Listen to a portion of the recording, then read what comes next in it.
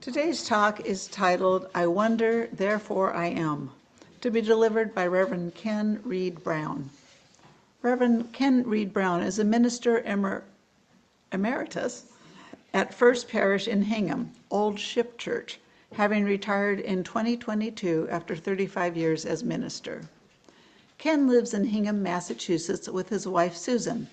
They have 3 grown and married children and 8 grandchildren.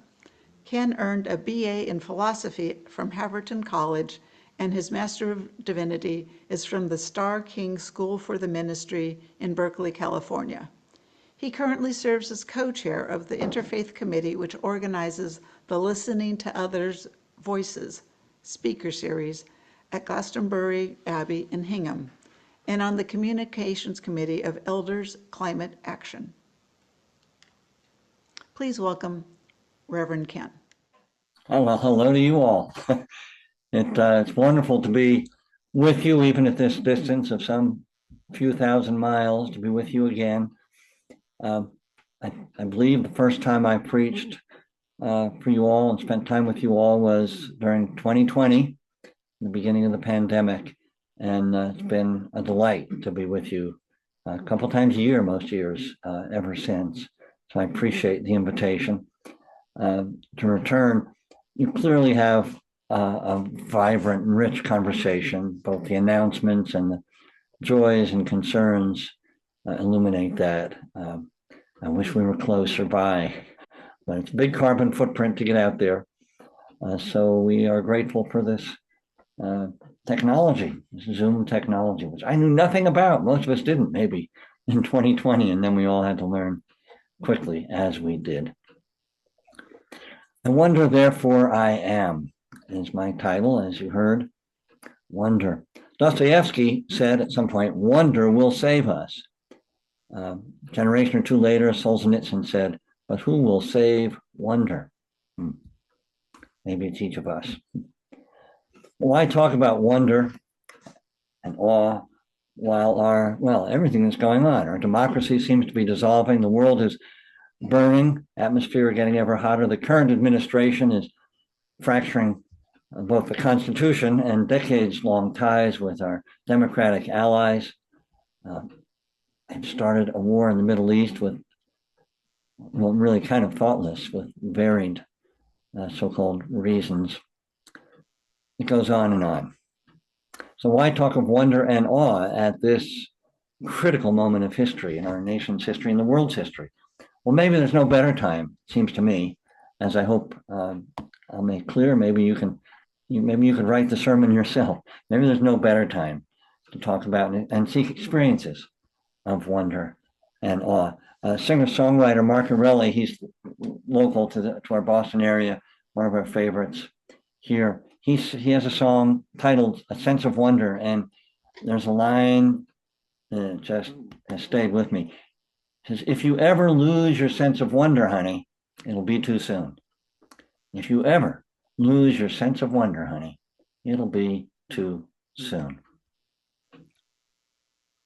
So many experiences in our lives, if we pay attention, can evoke our sense of wonder. We heard Walt Whitman's from Leaves of Grass, Song of Myself, his wonder evoked by things as simple as, how is it that I bend my ankle or my wrist, we could have said. How is it that any thought becomes an action? My faintest wish, as he said, simple a thing as walking up the stoop. If we notice that we're doing, how is it this really complex, a physician or physical therapist can tell you how many muscles are engaged. How is it that we're able to do this? Sense of wonder, we can only wonder, feel a sense of wonder.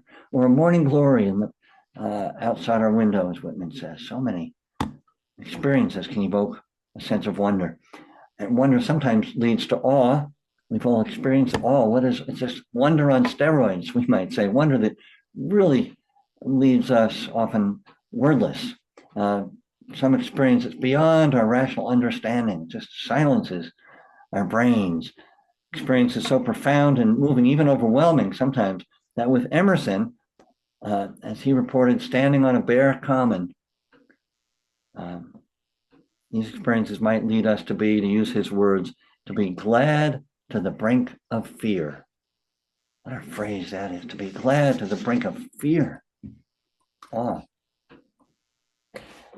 18th century philosopher Immanuel Kant, you may be familiar with this if you haven't read the Critique of Pure Reason and all of his difficult philosophical works, some of which I had to wade my way through at Haverford College all those years ago.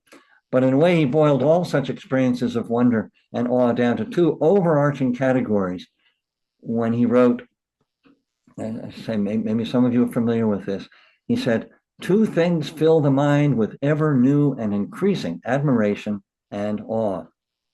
The oftener and the more steadily we reflect on them. The starry heavens above and the moral law within. We might put it, on the one hand, the natural world in all of its beauty, this slide of someone walking through the woods, just all the beauty around us. A few months ago here in New England, the snow-covered woods, really deep snow-covered woods, but now the greening fields, the beauty of the hills and the sea near where you all are. On the other hand, our observations of human, moral, even heroic behavior grounded in conscience and virtue, what Kant called the moral law within. Both things evoke our admiration and awe, as Kant put it. I could list a whole slew of such experiences, as I'm sure each of you could. I'll mention a couple of my own experiences of wonder and awe that might bring to mind some of your own. 60 or so years ago, in our backyard of our suburban Long Island home, we had a telescope, and I remember as clear as if it was last night, peering through our telescope, not a ridiculously powerful telescope, but powerful enough to see the moons of Jupiter and the rings of Saturn. Not an artist's rendering, but the real thing, and to know that they were out there, we were here, and so on, evoked wonder and awe. I don't know if at that age I would have used those words, but oh my, I felt it. Then there was a splendid summer morning just a few years after that, when I was a summer camp counselor in the Adirondacks, and I'd hiked up what we called Vampire Mountain because of its appearance.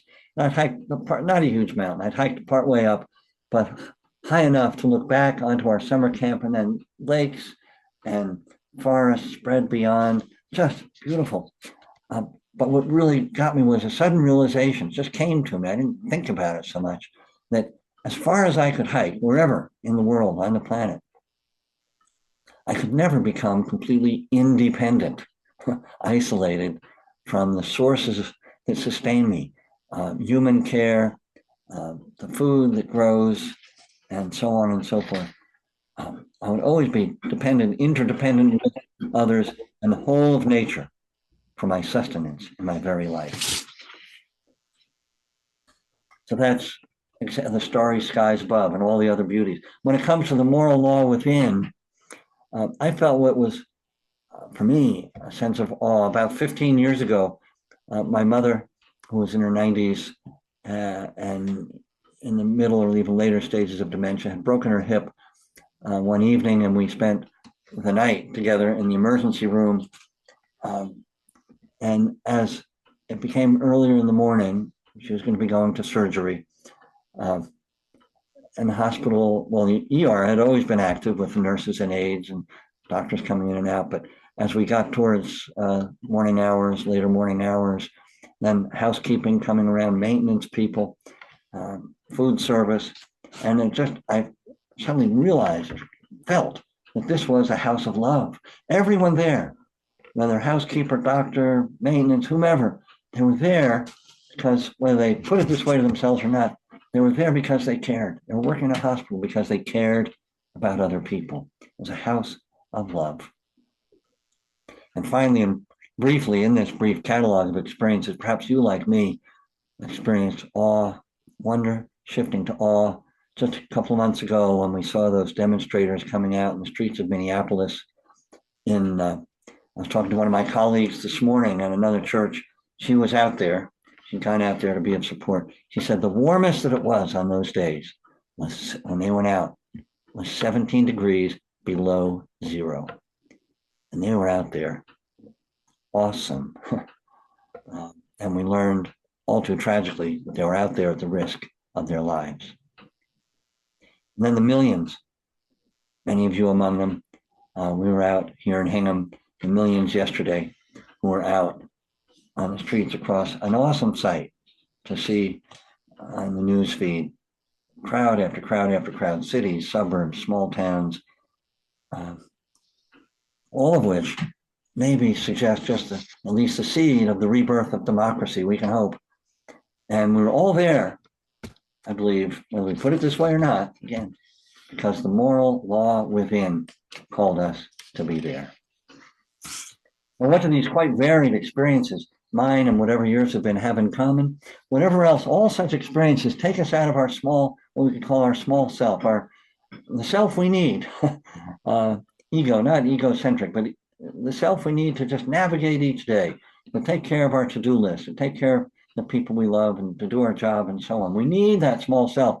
But if we get completely swallowed up by that, it narrows our experience of what it means to be, indeed what it feels like to be fully alive as part and parcel of the whole of the human family, the whole tapestry of life. As our seventh principle puts it, the interdependent web of existence. As you've heard now twice, here's the third time. My sermon title is, I Wonder, Therefore I Am. It's a takeoff, as some of you may have noted or figured out and realized, on the 17th century philosophy, Rene Descartes, who said, I think, therefore I am.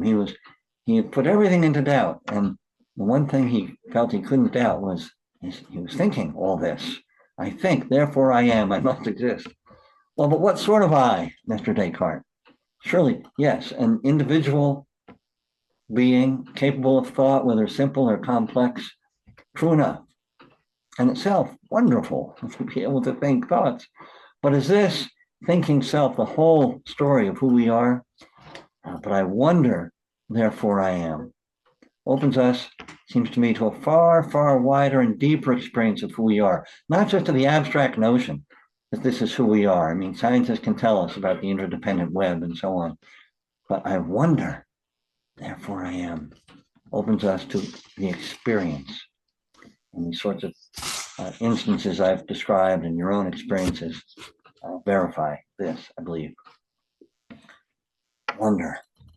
It's named in the myths and legends, one way or another, of all the traditions of the world, certainly around Christmas time, the wonders of his love, the shepherds wondered these things and so on. And it was back at this recent Christmas that I began to think about wonder and its place in our lives and what it means to be a human being. All these stories of wonder in the ancient traditions, from Christmas to all the other traditions, can have the effect of evoking, they don't mean to be literally understood mostly, but they can have the effect of waking us up to being part of something larger, mysterious, but larger reality. We can use such words as God, Allah, Brahman, Tao, and so on to point to the reality, the mysteries of the universe of which we are a part. But they can deceive us, such words, into believing now we've got hold of the meaning of life. But no, we need the experience. I think Joseph Campbell, in those interviews years ago with Bill Moyers, I think Bill Moyers asked him something about faith. And Bill Moyers said, I don't have faith. I don't need faith. I have experience. That's what we're looking for. So ancient stories or personal experiences can awaken us to the wonder, the mystery of life all around us as something far more than, as the poet Wordsworth put it, getting and spending, through which, he went on, he said, through which we lay waste our powers. Well, that sounds too much of our contemporary culture, doesn't it? Here are the 4 lines of the Wordsworth poem, which include those words. He said, the world is too much with us, late and soon, getting and spending, we lay waste our powers. Little we see in nature that is ours. We have given our hearts away, a sordid boon. Given our hearts away. And for what? So returning to my question at the outset, why does any of this matter? these days especially, when we must be speaking up and speaking out, be out on the streets if we can to protest the egregious acts of this administration, the cruelty that we see of our president and so many around him, his imperial ambitions, his thoughtless wars. Yes, we need to be speaking up and speaking out to save our democracy, to save the rule of law at home and international, to maintain and sustain a livable planet, to ensure a decent and more than decent world for the children in our lives and grandchildren and generations to come. Why talk about the power and importance of wonder and awe in the midst of all that must be said and done? Well, to begin with, it's surely in part that we have to take care of ourselves by taking time and attention away from the incessant news of the day and the hour, never ends, and give our attention instead, sometimes just to the beauty around us, if only as a way of recharging. Right? But it is also more, far more than that, as I've been suggesting, since wonder and awe do take us away from our small selves and help us to enter into the experience of what has always been the case, which is that we are in communion with, you might say, the natural world with each other and with all living beings, which means these experiences open us to love. Love at the center, as our UU values put it. Experiences of wonder and awe have this power to bring us together with love as kin in the family of humanity, in the family of life. Psychologist Patrick Keltner, in a book that came into my hands after I started thinking about all this, wonderful coincidence, serendipity. His book, Awe, The New Science of Everyday Wonder and How It Can Transform Your Life, affirms that wonder and awe bring us together not only when evoked by natural beauty, but by music, the arts, religious, spiritual practices, but above all, as Keltner, echoing Kant, affirmed, by moral beauty. In fact, he writes that a cross-cultural survey study, which asked people, all different nations and cultures, what brings them awe, what brings them to awe and wonder. Most commonly, he said, what most commonly led people around the world to feel awe was other people's courage, kindness, strength, and overcoming. Those demonstrators putting their lives at risk in Minneapolis in the truly frigid cold, and elsewhere in our nation, still ongoing, or Tehran a couple of months ago, Hong Kong a couple of years ago, Russia. Demonstrators putting their lives at risk for justice and freedom. How can one not stand in awe? Or on this Palm Sunday in the Christian liturgical calendar, thinking of pondering the moral courage of Jesus as he entered Jerusalem, a city in turmoil, we're told in the Gospels. And he entered Jerusalem with a few of his followers, knowing that the powers that be were after him, knowing he was putting his life in danger, as turned out to be the case. We can ponder his moral courage. All of these examples, and we can think of many, many more, reminding us of who we truly are as human beings, certainly of who we are at our best. Yes, of course, thinking beings, but also in some ways, more importantly and fundamentally, heart-centered, moral beings. We're meant to put our thought in service of our heart, of our moral center. We are heart-centered moral beings. All this reminds us of all that we are as humane human beings at our best, all that we seek in this world, in our nation, in our communities, to create places of mutual care and compassion for one another, and to care for our earth home. Rachel Carson, in words that may be familiar to many of you, wrote decades ago that she wished for every child an indestructible sense of wonder that would be, quote, an unfailing antidote against the boredom and disenchantments of later years. The sterile preoccupation, she wrote, with things that are artificial, the alienation from the sources of our strength. Alienation from the sources of our strength. She's talking about resilience. And if we fail to maintain that sense of wonder we become less resilient, we become alienated from our sources of strength, from our strength and resilience grounded in a sense of wonder, which, if you ever lose it, as Mark Aureli sang, honey, it would be too soon. Too soon. Too soon, certainly in terms of our individual capacity to be fully alive and awake, but also too soon for all of us together as a human family. Wonder and awe, direct experience of transcending mystery and wonder, as the first source of our UU living tradition puts it. Not an escape from life and the news, but as nourishment for our lives, whatever we're doing and whatever's going on in our personal lives or in the world around us. So yes, just as vitamins and minerals are essential, physical nourishment, exercise, and so on, so wonder and awe are essential for our spiritual nourishment. More important these days than ever, isn't it? Helping us to ground our lives and our actions not in the destructive and degrading cultural matrix of getting and spending, as the poet said, but in experiences of who we truly are, fully as human beings, which leads to profound solidarity with others, profound solidarity with life, all life, and with love.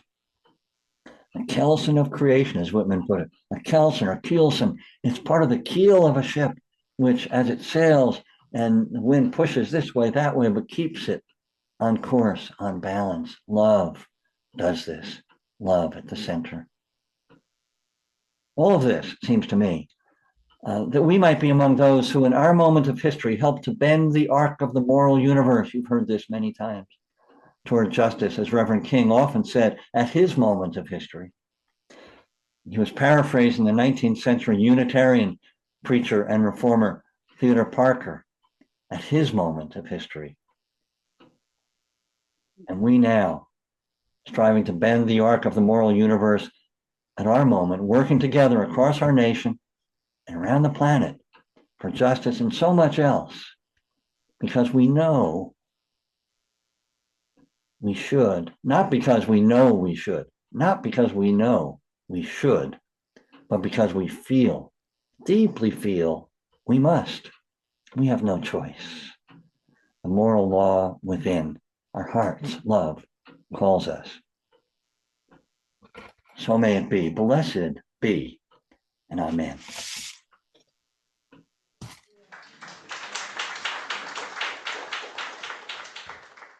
Thank you, Reverend Ken. You're welcome.